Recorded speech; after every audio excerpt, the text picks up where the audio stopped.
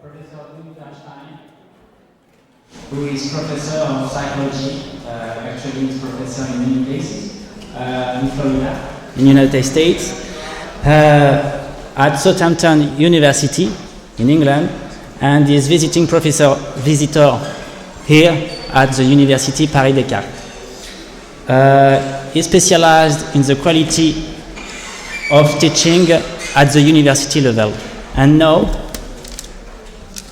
he will talk on how to improve the quality of teaching in general with potential application in all fields. So please, Mr. Jude. Thank you. Thank you very much. I'm very happy to be here on the birthday of the United States. Et merci beaucoup à la France pour votre aide pendant notre révolution. Do we have French people here? Yeah. Bon. When I was listening to the previous talk, it occurred to me that probably the one thing that is most incompatible with creativity is passivity. In order to be creative, we have to be active in some ways, and that's going to be the theme of my talk today. And to kind of introduce this to you, you've all been sitting patiently this last hour. I'd like to give you a chance to stand up for a second. Could I get everybody to stand for just a moment?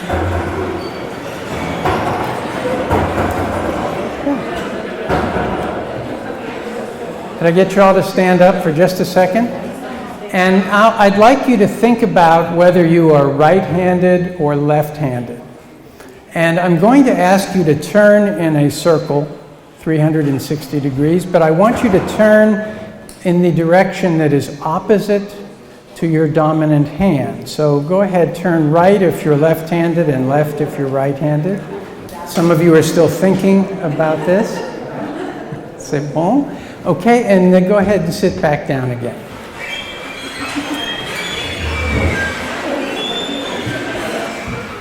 Merci beaucoup. Thank you very much. Now, could I ask you to tell me why you did this silly thing that I asked you to do? Would anybody be willing to tell me why you did that?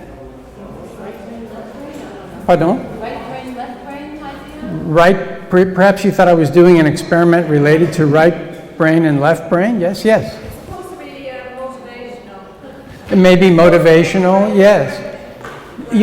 You had various hypotheses about why I would ask you to do such a pointless thing. And what it really illustrated is the social norm that exists between a speaker and an audience, and between a teacher and a group of students. Because within limits, it is possible to get students or an audience to do a wide variety of pointless things. The social norms that guide our behavior in civilized society are quite valuable because they make life predictable. You know that I'm going to speak, and your job, your behavior, your social role is to listen and be nice. You're not supposed to cook or have telephone calls and other things that all of our students do. And my job is to deliver something of value to you. And this certainly happens in the schools. In fact, the classroom is a wonderful example of very clear social norms in operation. Teachers, because of their own experience as students, learn to lecture. Their job is to stand up and give a lecture, just what I'm doing right now. And the students learn to do what you're doing right now, which is to listen. And then you're also supposed to engage in this behavior called taking notes. And this is the little pact, the agreement we have, un concorde, that you pretend that you're learning, and I pretend that I'm teaching. And we hope that somehow this actually happens. So students develop the expectation that they will receive information in a relatively passive way from the teacher, and that much like a mid-air refueling process, the student's job is really just to be in the right place at the right time, and the knowledge will come to you. I found an even better example. There's a cup of Starbucks coffee there. This is sort of what students expect. Students do not think of themselves so much as a group of learners as they think of themselves more as an audience. Have you ever noticed, how many of you are actually teaching right now? Yeah, or have taught? Yeah. You know, and you're maybe about to, you will be amazed that your students come into the classroom as though they are invisible. It's as though there's a movie going on, and they are part of an audience, and you as the teacher don't really see them. So they're there just to see what's going on. They don't expect to be very involved in the process, and they don't expect to have very much fun. And this is encapsulated in a whole lot of ways, but I found some cartoons that illustrate it perfectly. I'll skip the first one because I don't want to run over time, but here's the second one. Mrs. Muttner liked to go over a few of her rules on the first day of school, and you can see there are just dozens of them there. You're not allowed to do anything, basically. And then here's another one. Are you familiar with the term Jack in the Box, where a child plays with a box and turns a handle and out pops a puppet on a spring? And here's an example, and this is what the puppet is saying. Boo, pretty soon you're going to start going to something called school. You'll have to go every day, even when you're not in the mood or when it's cold and dark and rainy outside. And all you want to do is lie in bed and watch robots fight on the TV. You're going to sit at a little desk and be completely quiet and not fidget while your teacher drones on and on and on about latitude and longitude and nouns and mastery tests. And if you don't like it, too bad for you, because it's the law. You have to go. So enjoy your freedom, because this is the most you're going to have for a long, long, long time. And I don't know about you, but when I started going to school, this is sort of what it felt like. It felt like a prison sentence. And it's no wonder that this is what many of our classes look like. If you're just about to start teaching, you will see students like this occasionally. The lady on the lower right is not only bored, but she looks quite angry. This is part of the problem. The students are expecting to be lectured to be taught, rather than to learn on their own. They're expecting to be told what they should learn. They're expecting also to retain the knowledge only long enough to take an examination and show that they have learned it. Many of our students have experienced negative feedback, even punishment, when they try to become more involved in the classroom. What happens when a teacher is giving a lecture and a student interrupts with a question that challenges what the teacher is saying? Is it a positive reaction or a negative one? Well, all the people here would be very welcoming of that sort of thing, because we're all wonderful teachers.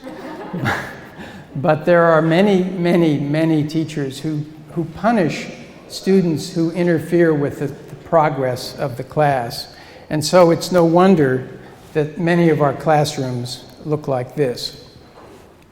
And if you think back to your own university classes, you might agree that lectures alone are in some ways an exercise in mutual punishment. We have people who are not necessarily the world's best speakers, presenting material to people who don't necessarily want to be there to listen, and are often very sorry they showed up. And I can return to this. This, again, is this idea that, I wish I hadn't come to this class. I was hoping it would be better. Now, don't get me wrong. I love to lecture, and I think lectures have a very, very important place in education. They're a wonderful way to present facts and definitions and information of all kinds, and well-organized, well-presented lectures can engage our students and even inspire them. And I would ask you again to think back to your own university days and think about a teacher or professor whose lectures might have actually inspired you to join the field that you're now in. I can think of mine. Art Orgel, my introductory psychology professor. I'll never forget him. And I think when we have teachers who deliver good lectures, it's great. It's just that I don't think, and there's not very much evidence, that lectures alone are the best way to get students to really think deeply about course material. And so when you teach through lectures alone, the results can be disappointing, and the experience can be somewhat less than enjoyable for our students and for ourselves. So my message today is that I think we always have to ask ourselves, how can we combine lecturing with a wide variety of other teaching methods that create active learning opportunities? And what do I mean by active learning? Doing anything other than passively watching, listening, or reading. In other words, active learning is anything except what you're doing right now. I'm putting you in that position of passive learners at the moment. So anything except what you're doing now. It could be things like answering a question. It could be writing a 1-minute paper on what I just said in the last 10 minutes. It could be a classroom debate. It could be an exercise in which various ones of you go out in groups and collect data and then present it in class. There's an endless variety of active learning techniques available. And if you're already doing this, you know that it is useful, but you also know that it takes time and it takes effort. And it also takes some persistence. The easiest thing to do, in fact, the default for teachers is to stand here in one place and lecture. It's the safest thing to do. Your students won't hassle you, they won't bother you, they won't complain. They may fall asleep, but they're not going to complain because it's what they expect. And when you then break out of that pattern and ask them to do something new, at first, the students may rebel. And they may do it by simply not quite knowing how to react. You may have to draw them out a little bit. And you may find yourself feeling a little bit like this. This is called the sudden sure knowledge that one's best efforts have come to naught. You must remember that when you're trying to do something new in the classroom, your students may look at you like this. You may see a lot of death heads. But don't give up. It's too important to the students' learning process to give up on active learning just because they're not immediately enthusiastic. So why is it so important? It's because, and I'm not going to go into all the cognitive psychology research on this. At the end of the talk, I have my website and my email address. I'm happy to send you research articles that that support the kinds of things I'm saying. Active learning methods, anything other than what we're doing right at the moment, help students to go beyond memorizing facts. Active learning encourages students to think more deeply, to consider how new material relates to what they already know, and it helps them to apply the information in new situations. It also makes material that you teach easier to remember, and students tend to do better on exams when they've been taught in a way that combines active and passive learning. This is not a new idea, and it sure isn't my idea.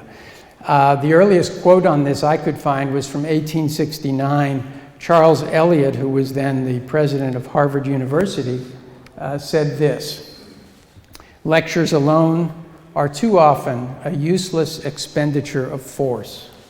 The lecturer pumps laboriously into sieves. The water is good, but it goes through. A mind must work to grow."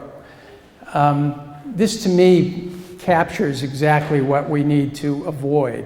And I have this notion of the professor pumping laboriously this water into sieves. You all know the word sieve. It's like a net where the water goes through. And what I'd like to do is to illustrate this point with another little demonstration. I started off with one. I've been lecturing at you for about 10-15 minutes, and I believe in the 15 or 20-minute rule. Do you all know that rule? If you don't know the 15 or 20-minute rule, I'll tell you quickly. It's that students can pay attention to you, or will pay attention to you, for about 15 or 20 minutes, and then they start to go away mentally. And that's the time you want to bring them back with something other than a lecture. So what I'm going to do now is both bring you back with a demonstration and also illustrate the value of active learning. I need to divide the group into halves. You can actually sit down in the front if you want to, so you don't have to feel. It would be very nice if we had a nice big aisle right down the middle, but we don't. So what we'll do, let's see, I'm going to divide the group right along here. So everyone that's on this side will be group 1, okay? And then everybody from here over is group 2, all right? Everybody know which group you're in? Okay. What I'm going to do is I'm going to read a list of words, and I don't want you to write down the words. I just want you to listen to them, and I want you to do a little task for me. And group 1, I'm going to give you your instructions. Group 2, and no cheating, I want you to close your eyes or look away from the screen. So close your eyes, group 2. Group 1, this is your instruction for when you hear the words, okay?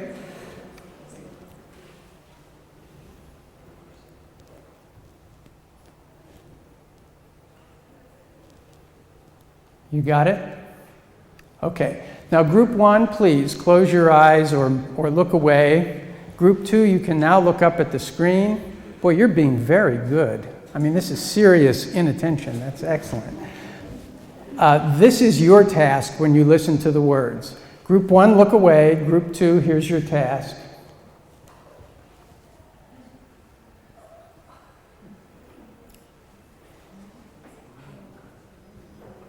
Okay? Do you each understand what your task will be?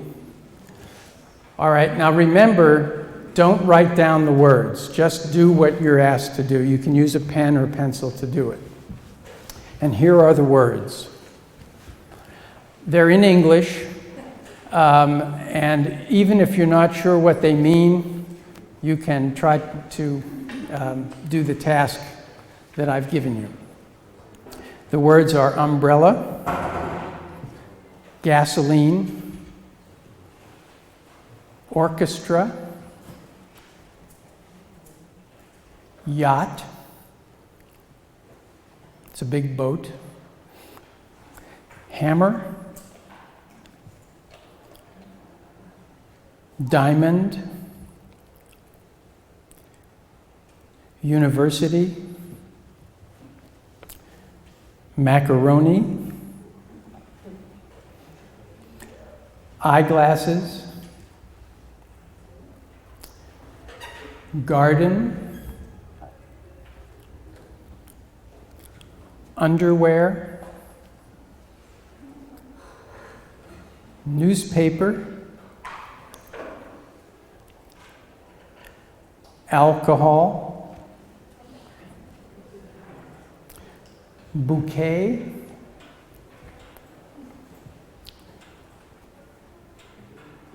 microscope, camouflage, pollution, restaurant,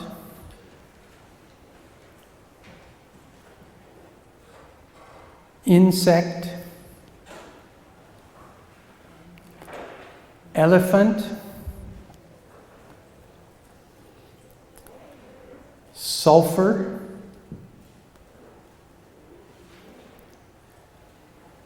lemonade, mosquito, and bottle. Okay? Now, on the same piece of paper that you've been working with, I'd like you to write your full name, your first name, your middle name, and your last name, along with your email address, your home telephone number, your office telephone number, your favorite color, your favorite movie star, and anything else you can think of. I'll give you a few seconds to write down that information.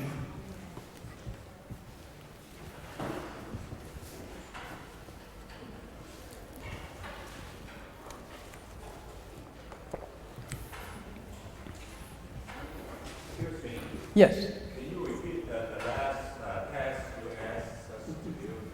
No. The question is, can I repeat the task? Personal information. After the exercise, because otherwise everybody will hear the other one. So, okay.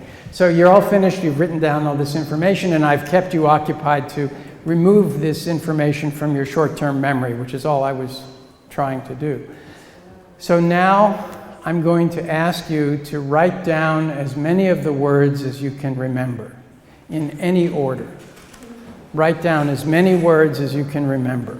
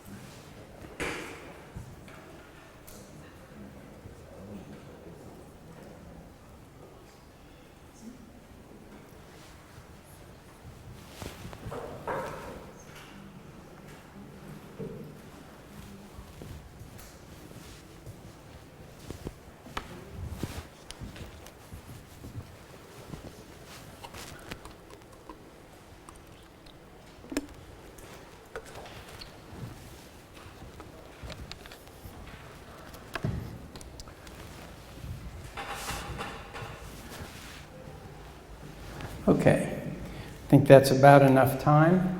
Is everybody finished? Some of you were finished much sooner than others.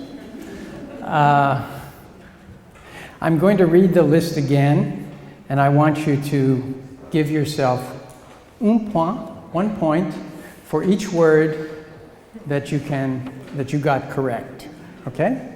So here we go. I'll read them a little bit faster. 1 point for each one you remembered.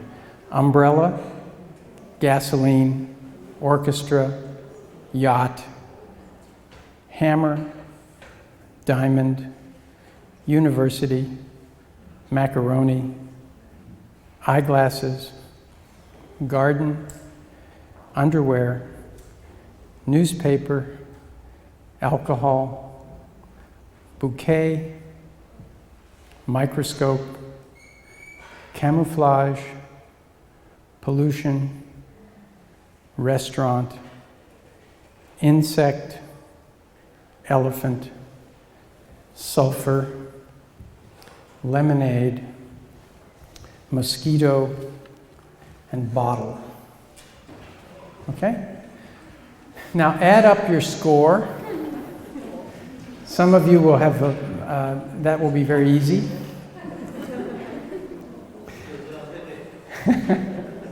And now, when I do this demonstration in class, I do it this way so that everyone can see the results without having to put them on the PowerPoint. I'm going to ask everyone in just a minute, to raise their hand. And when I get to your score, when I say your score, then you put your hand down. Okay? Comprend? Okay. So, if everyone will raise their hand now, and when I get to your score, put your hand down. 1, 2, 3, 4, 5, 6, 7. Smart side of the room, stupid side of the room. 8, 9, 10, 11, 12, 13. 14, 15, fantastic. 16, I think there were only 17. Hello. 18, 19. 8, you got them all. 18. Très bon. Très bien. Now, obviously, this side of the room is not smarter than this side of the room, but obviously there was something different about the task.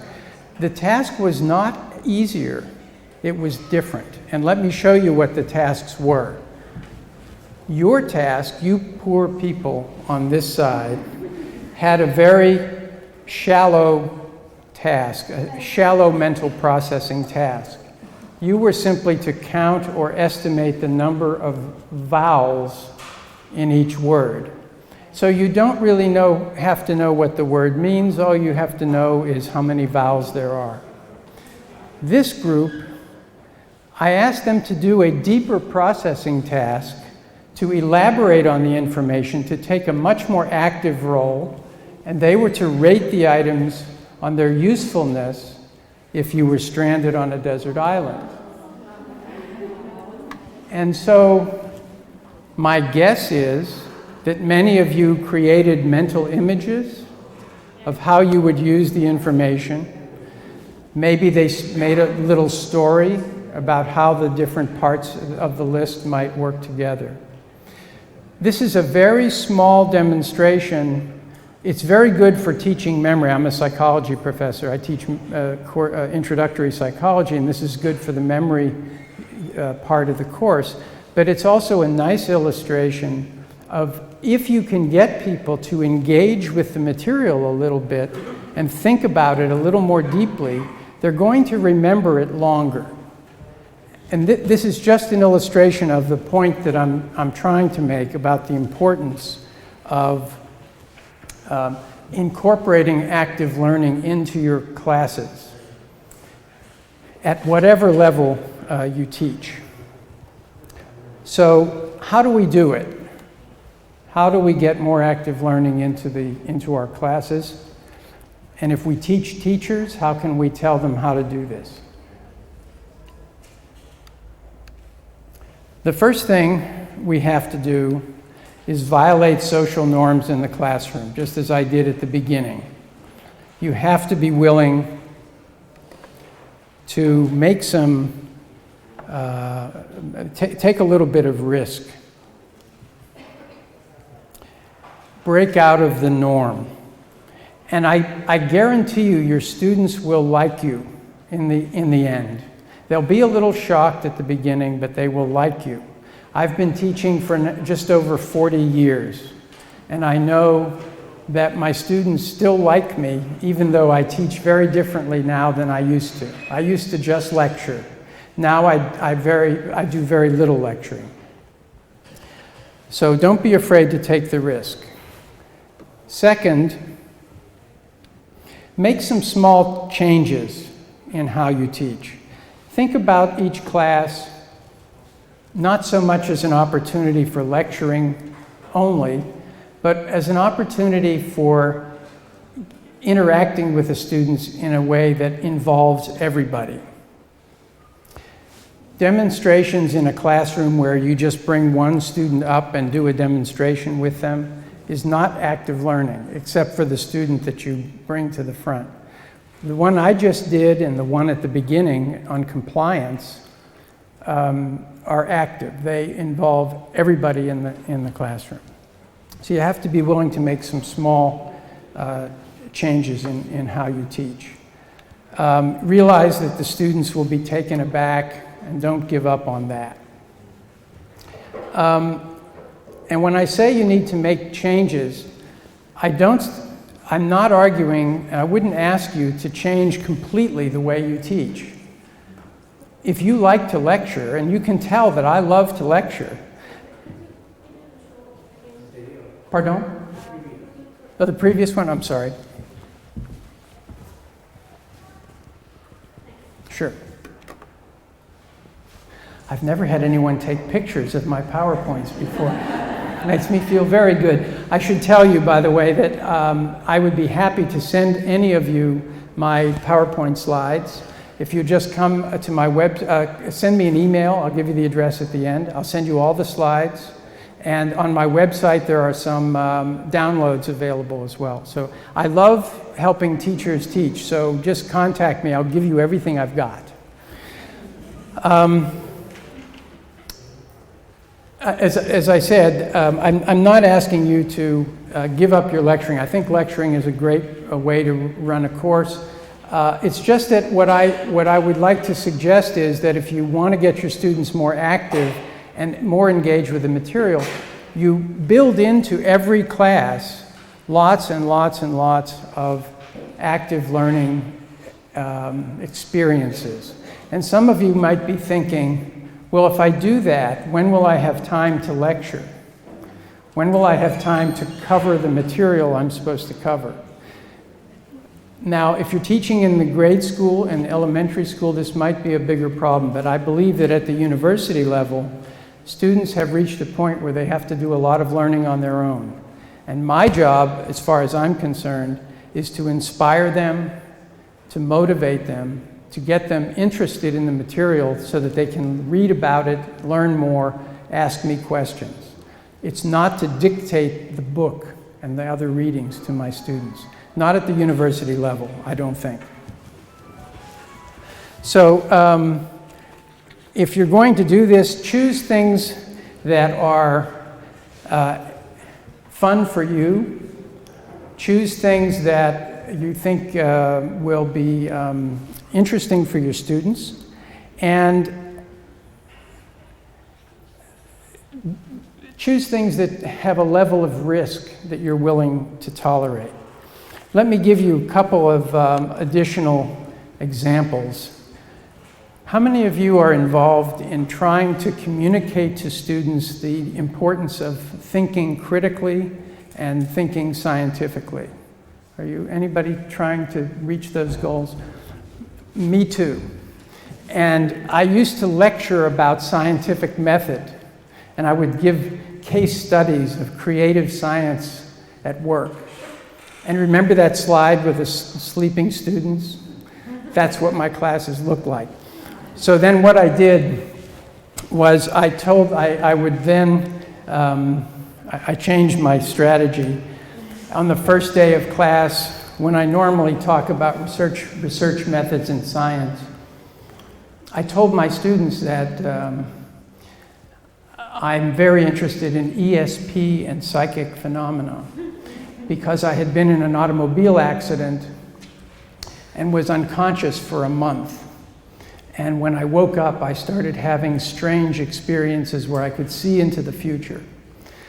And of course, they loved this.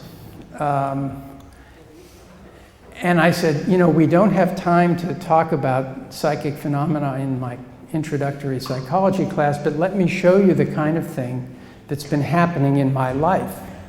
And then I would do one or two very basic but very impressive magic tricks, which I described as psychic phenomena. And I'll do one of them for you now. This one is on precognition.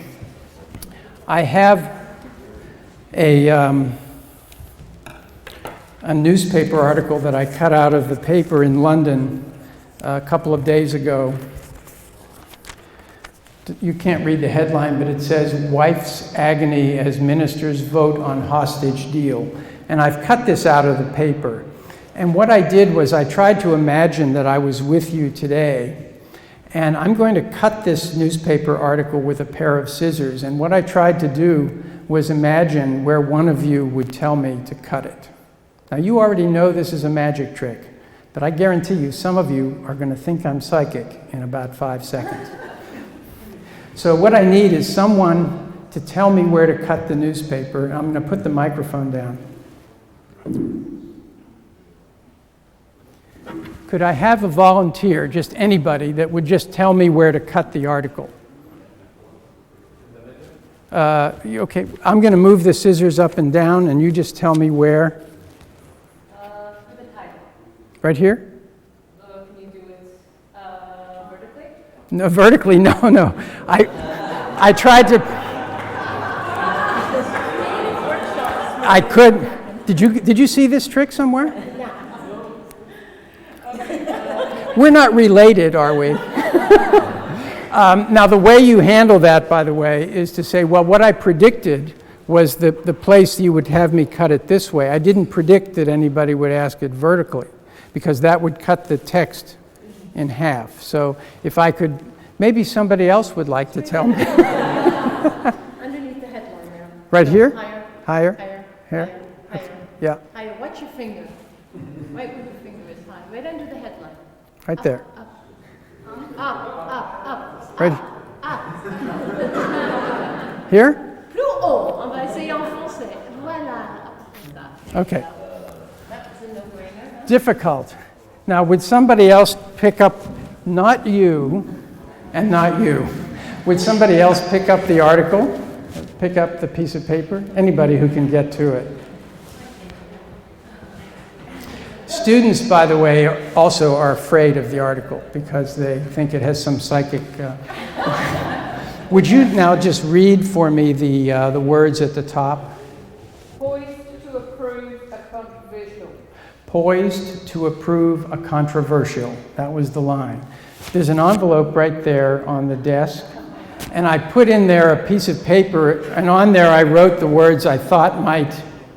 I can't remember now if I got this right, thanks to these two.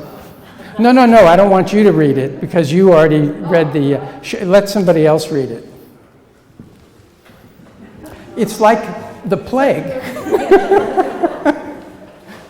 And the answer is... You said poised to... Poised to approve a controversial... Okay, so I was able to get it right. In spite of the in French, I think the word is méchant. The evil, the méchant femme, the femme méchante. I'm glad this happened because students will try to make it more difficult for you.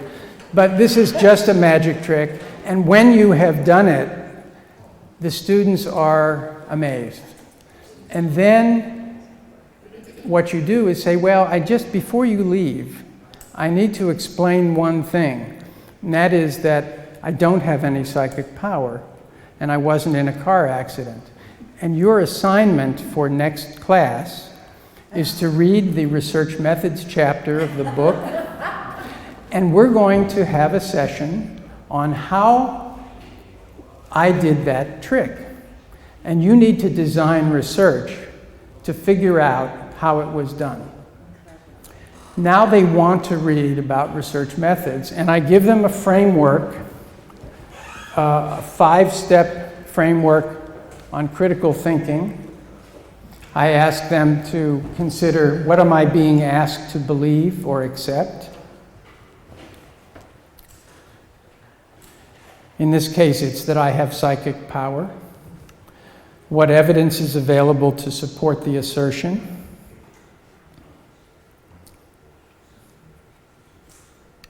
Are there alternative ways of interpreting the evidence? What additional evidence would help to evaluate the alternatives? And then what conclusions are most reasonable? And when they come back to the next class, we simply work through these questions. And I want you to understand that I don't put these questions there just so they can work on my psychic ability. This is a framework for the whole course about how science works. This is nothing more than basic scientific method. And we can use it then later in the course to discuss research in psychology. They can ask themselves, what is the author asking us to believe? And are there any alternative explanations for the results they got, and so on. So this is a way of introducing the students to what they normally think of as boring. So I've asked you to believe that I have psychic power. The evidence I gave you was a case study. Normally we would have a discussion about this, but I don't want to spend the rest of my time on it. Are there alternative ways of interpreting the evidence? And this is where I'll ask you if there's anyone, has anyone first of all seen this trick? Do you already know it? No? So you two were making it difficult for me without actually knowing how the trick worked. That's very impressive. Are there any alternative ways I could have done this without having psychic power? Just think about it for a second. Yes? Oui. Maybe every line on the article was the same. So this, no, don't tell me yet, because this is still the step where we're generating hypotheses. And I don't even define the word hypothesis, because in the context they understand. So your hypothesis is that all the lines were the same. Do we have any plausible rival hypotheses?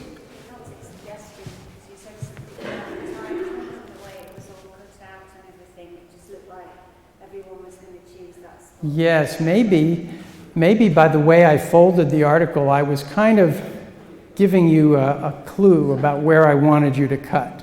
Yes, that's two hypotheses, yes. That you have an envelope for every line somewhere. I love your devious mind. This is very good. Yes, that would have been a very easy way to do it. I could have had one envelope for every line in the article, and then there could have been a map up here, and depending on what words you read, I could have said, there's an envelope under your chair, there's an envelope over there, and so on. It would be a lot of work, but it would be very easy. Yes, how about some other ones? Other hypotheses? Even more basic, more simple. Pardon? The shape of the paper might have influenced the choice, okay? And magicians do this, you know, they do what's called forcing. They try to create a situation where people will do what they want them to do. But think about something even easier. I gave you a clue when I said we're not related. Yes? Of course, I could have asked ahead of time for this lady to read a certain set of words. No one has looked at the paper. And another version of that would be that you and I could have made a deal. Or another one. Yes, how else?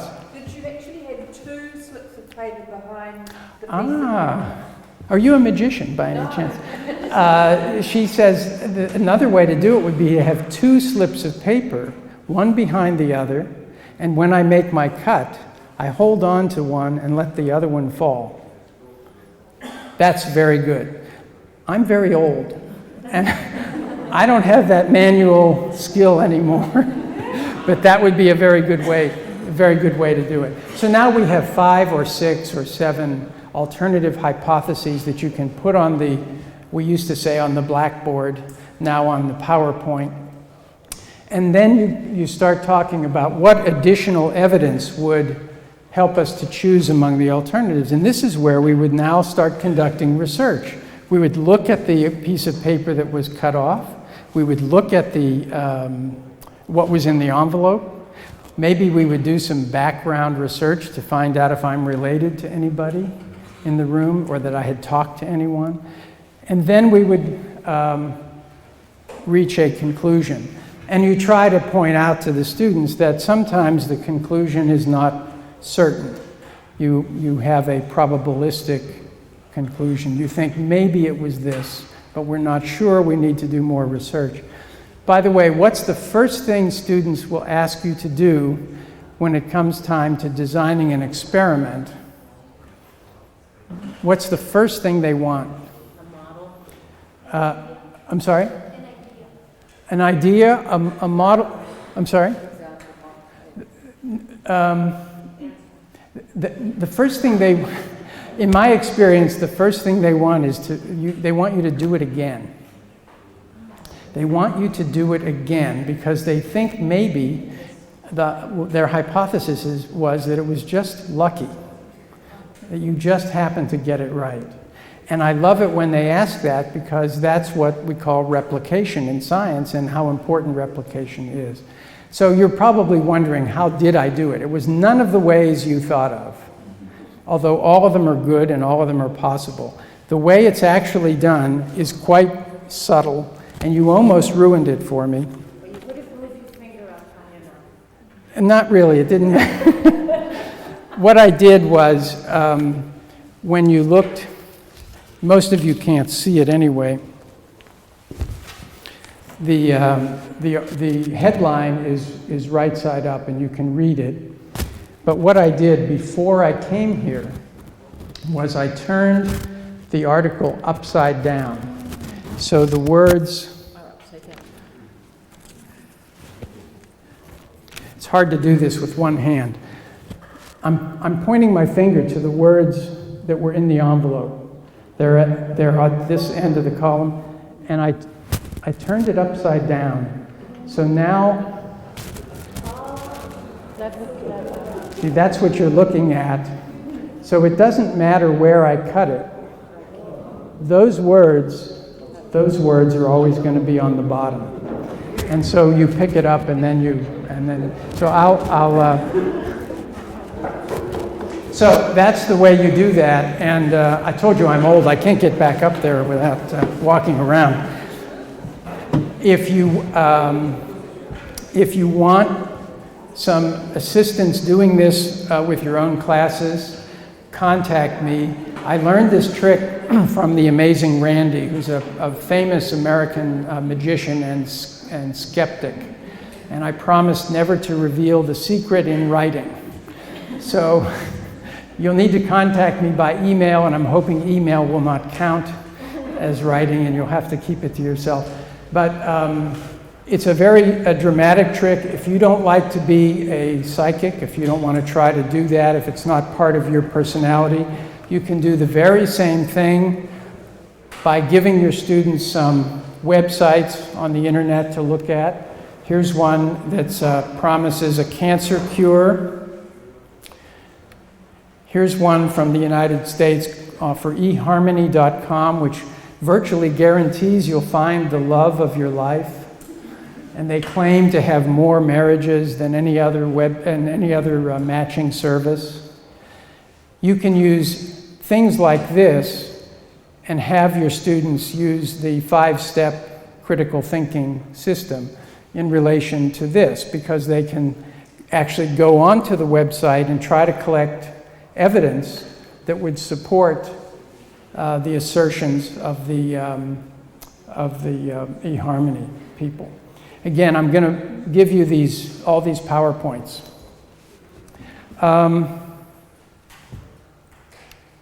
So I'm not going to run over time. What I want to do is just repeat the main point that I want to make, and that is that if you want to build more active learning into your classes, you can do it. You just have to look at your current lecture notes and ask yourself, instead of talking about this, what could I get my students to do with it? How can I challenge them? And depending on what your discipline is, in psychology, most of the big textbooks have manuals of classroom exercises that you can use.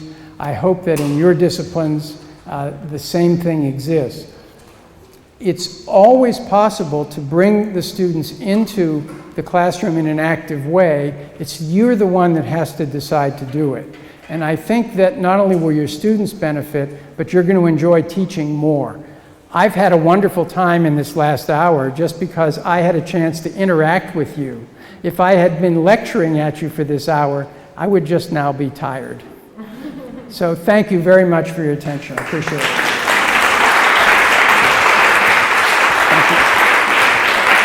Thank you. There are just a couple minutes if anybody has any questions, or if you need to get to another session, just go ahead. Yes, sir. Sometimes we feel we have to finish a lot of material, and the exercises like these, it Takes prevents time. us. Yes. The question relates to what I said a minute ago. We want to do more active things in the classroom, but we're asking ourselves, well, do we really have time because we have so much other things to do? I think we have to decide that it's not always vital to cover everything in class. And I learned that this is true when I asked my students to show me the lecture notes that they took at the end of my lecture. And I discovered that what I said and what they wrote down was not always the same thing. And so I'm not sure that when we teach that way, the students are learning it, and therefore it may not be absolutely crucial to cover everything. I want my students to go out of my classroom wanting to read more about what I've talked about. And then I feel I've done my job. Now, this is more difficult at the elementary level, for example, where you have certain lesson plans you have to follow. But when we get to the university level, I think this is much more possible. Yes, ma'am. How do you then tend to assess what they've learned? Do you do it more in context as opposed to multiple choice or essay? The question is, so how do you assess what the students have learned? I give, in my big classes, I give multiple choice exams, and I test them on everything that they've been assigned to read, whether I talked about it in class or not. And I tell them this on the first day.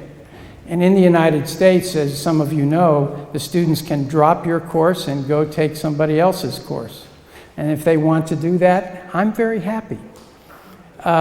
But I tell them, you're going to have to learn a lot on your own because I don't have the time in class to teach you everything. And education is not just me pouring information into you.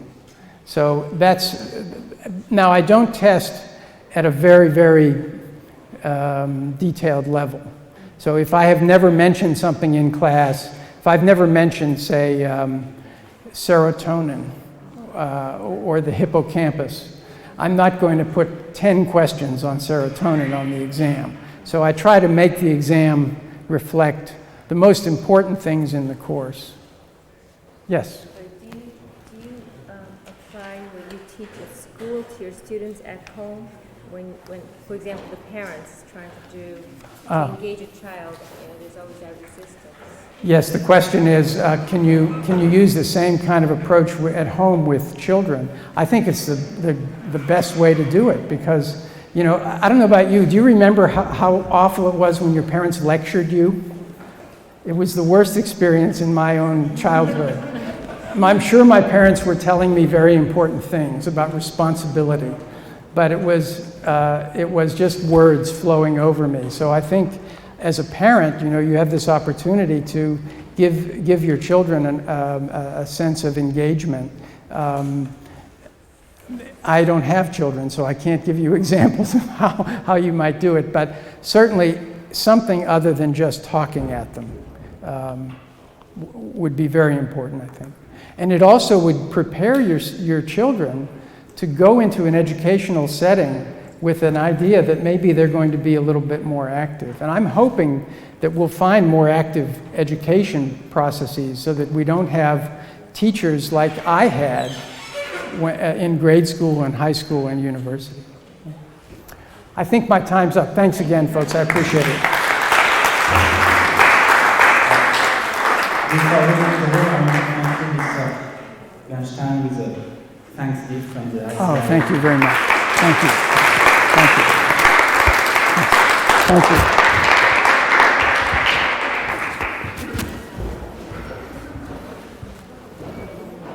Thanks very much for introducing me. I appreciate I was it. sorry to go because someone asked me help for. Oh, no, it's okay. It's okay. Thank you. Thank you. You just write me an email. I'll be happy to send you anything. Donc ici c'est terminé. Hein.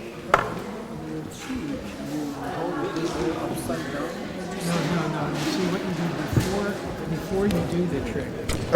You take, this is the way you use